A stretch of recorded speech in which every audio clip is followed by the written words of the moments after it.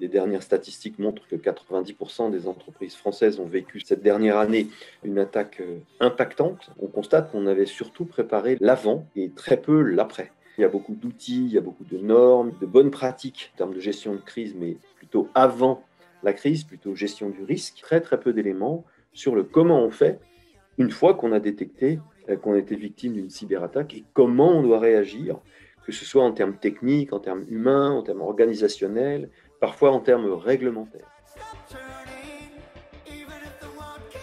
ce qui fonctionne le mieux pour que les personnes impliquées se souviennent de ce qu'ils ont pu apprendre. Ça marche beaucoup mieux quand on joue, ça marche beaucoup mieux quand on est impliqué plutôt que simplement spectateur. En revanche, spécifiquement sur la cybercrise, c'est qu'aujourd'hui, ce sont des choses qui mettent énormément de temps à être mises en place. Il n'y a guère qu'une catégorie aisée, on va dire, d'entreprises qui ont la capacité de se payer des exercices de gestion de crise. Donjons et Dragons, l'idée c'est de vivre une quête à plusieurs, en collaboration, et c'est exactement ce qui se passe lorsqu'on affronte une cybercrise.